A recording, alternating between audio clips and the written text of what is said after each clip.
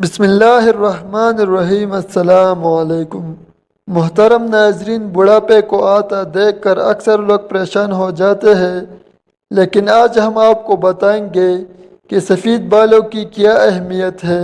ہمارے اکثر بھائی سفید بال دیکھ کر پریشان ہوتے ہیں اور ان کو جڑ سے اکاڑ دیتے ہیں تاکہ دوبارہ سفید بال جلدی نہ آئے۔ ہم آپ کو حدیث نبوی صلی اللہ علیہ وآلہ وسلم کی روشنی میں بتائیں گے کہ سفید بالوں کا آنا کیسا ہے۔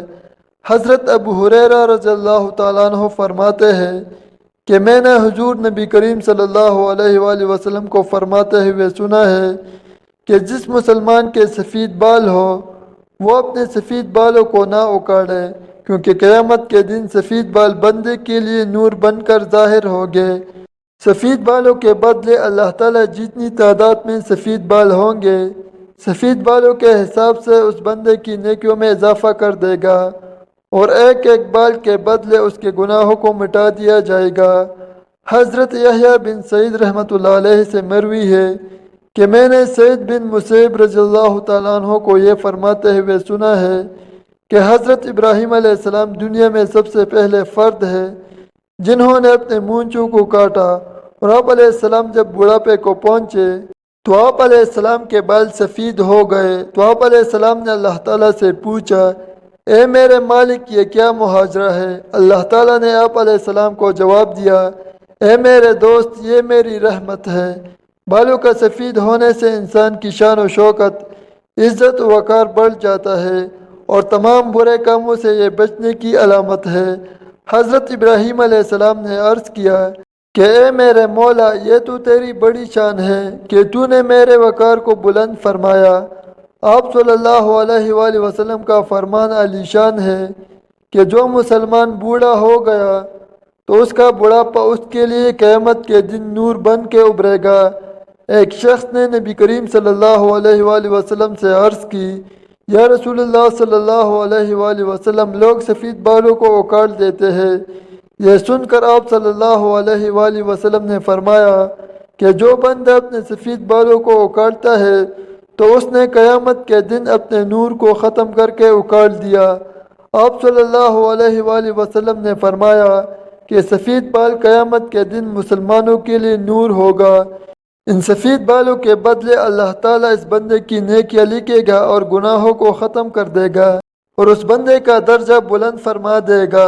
حضرت ابوبکر صدیق رضی اللہ تعالیٰ عنہ فرماتے ہیں کہ ایک دفعہ ایک آدمی نبی کریم صلی اللہ علیہ وآلہ وسلم کی بارگاہ میں حاضر ہوا اور عرض کرنے لگا، یا رسول اللہ، ہم میں سے کون سا بندہ بہتر ہے؟ آپ صلی اللہ علیہ وآلہ وسلم نے فرمایا کہ جو بندہ بڑھاپے میں پہنچ گیا اور اس کی نیکیاں بہت زیادہ ہے وہ سب سے بہتر ہے۔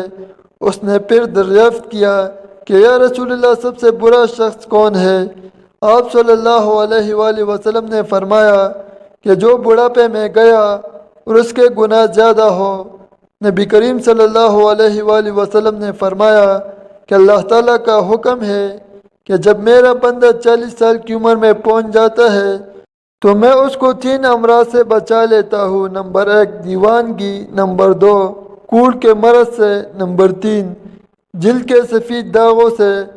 جب میرا بندہ 50 سال کو پہنچ جاتا ہے تو میں قبر میں اس کا حساب و کتاب آسان کر دیتا ہوں۔ جب میرے بندے کی عمر 60 سال ہو جاتی ہے تو میں اس کا دھیان اپنی عبادت کی طرف کر دیتا ہوں، اور جب میرا بندہ 70 سال کا ہو جاتا ہے تو میرے فرشتے اس بوڑھے بندے سے پیار کرنا شروع کر دیتے ہیں۔ جب میرا بندہ 80 سال کو پہنچ جاتا ہے تو اس کے نیک اعمال لکھے جاتے ہیں اور برے اعمال کو نظر انداز کر دیا جاتا ہے۔ اسی طرح جب بندے کی عمر 90 سال ہو جاتی ہے تو فرشتے فرماتے ہیں کہ یہ اللہ تعالیٰ کا خاص بندہ ہے، اس کے سارے گناہ معاف کر دیے جاتا ہے۔ اس سے مراد ہے کہ اس بندے کی عمر پوری ہو چکی ہے اور روح کو اس کے جسم میں قید کر کے رکھا ہے، بس یہ وصال کے قریب ہے۔ جب بندے کی عمر بہت زیادہ ہو جاتی ہے تو اس کے ہوش و خواص قائم نہیں رہتے، وہ جو منہ میں آتا ہے بول دیتا ہے، اس کو پتہ نہیں چلتا کہ وہ کیا کر رہا ہے، کون سے الفاظ بول رہا ہے۔ ایسی عمر میں اللہ تعالیٰ اس بندے کی جوانی کے سارے گناہوں کو معاف کر دیتا ہے۔ اس سے کوئی غلطی بھی ہو جائے تو اس کو معاف کر دیا جاتا ہے۔ حضرت جابر رضی اللہ تعالیٰ عنہ سے مروی ہے کہ آپ صلی اللہ علیہ وآلہ وسلم نے فرمایا ہے کہ حضرت جبرائیل علیہ السلام ابھی میرے پاس آئے اور فرمایا کہ قسم ہے مجھے اللہ تبارک و تعالیٰ کی، جس نے آپ صلی اللہ علیہ وآلہ وسلم کو حق اور سچ کے ساتھ بھیجا ہے، ایک آدمی نے 500 سال تک سمندر میں ایک پہاڑ کے اوپر رہ کر اللہ تعالیٰ کی عبادت میں گزار دیے۔ یہ پہاڑ تقریباً 30 مربع میل پر مشتمل ہے۔ یہ پہاڑ کئی سینکڑوں میل پھیلے ہوئے سمندر کے اندر واقع تھا۔ اللہ تبارک و تعالیٰ نے اس بندے کے لیے اس پہاڑ پر میٹھے پانی کا چشمہ عطا کر دیا جس کی دار ہاتھ کی انگلی کے برابر ہے۔ اس پہاڑ کے پاس ایک انار کو اگا دیا جس پر ہر دن ایک انار لگ جاتا تھا۔ وہ بندہ پہاڑ سے نیچے آتا، انار سے پیٹ بھرتا اور پھر وضو کرتا اور اللہ تبارک و تعالیٰ کی عبادت میں مصروف ہو جاتا۔ جب وہ نیک بندے کی موت کا وقت آیا تو اس نے اللہ تعالیٰ سے دعا کی کہ اے اللہ میری موت سجدے کی حالت میں ہو اور میرے جسم کو پاک صاف جگہ پر محفوظ کر دیا جائے، اور جب قیامت کے دن دوبارہ مجھے زندہ کیا جائے تو سجدے کی حالت میں زندہ کیا جائے۔ اللہ تعالیٰ نے اس کی یہ خواہش کو پورا کر دیا۔ ہم آسمانوں پر جاتے اور زمین پر اترتے وقت اس کو سجدے کی حالت میں ہی دیکھتے ہیں۔ روز قیامت جب اس شخص کو اللہ تعالیٰ کی بارگاہ میں پیش کیا جائے گا تو اللہ تبارک و تعالیٰ اس کو فرمائے گا، اے میرے بندے میری رحمت سے جنت میں چلا جا۔ تو اے بندہ سوال کرے گا، اے اللہ میرے اعمال نامہ کی وجہ سے، یعنی 500 سال عبادت کی وجہ سے مجھے جنت میں کیوں نہیں بھیجا جا رہا؟ 2 بار یہی قصہ ہوگا۔ پھر اللہ تعالیٰ فرمائے گا، جا بندے میری رحمت سے جنت میں چلا جا۔ وہ بندہ کہے گا، اے اللہ میرے عمل کی وجہ سے مجھے جنت کیوں نہیں عطا کی جا رہی؟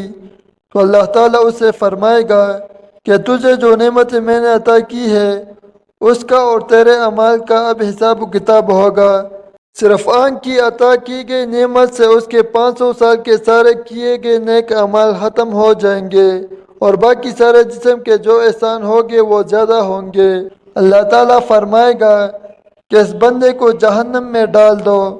جب اس کو جہنم میں لے جانے کے لیے پکڑا جائے گا تو وہ بندہ کہے گا، اے اللہ تعالیٰ مجھے اپنی رحمت کے ذریعے جنت میں بھیج دے۔ اللہ تعالیٰ فرمائے گا کہ میرے اس نیک بندے کو ادھر لاؤ۔ جب اس کو لایا جائے گا تو اللہ تعالیٰ فرمائے گا کہ تجھ کو پیدا کرنے والا کون ہے؟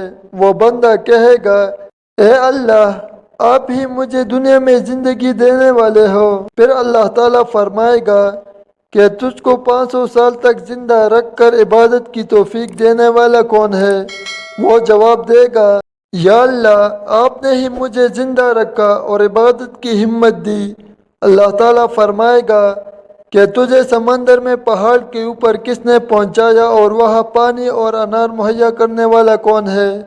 وہ بندہ جواب دے گا، یا اللہ آپ نے ہی مجھے سب کچھ عطا کیا۔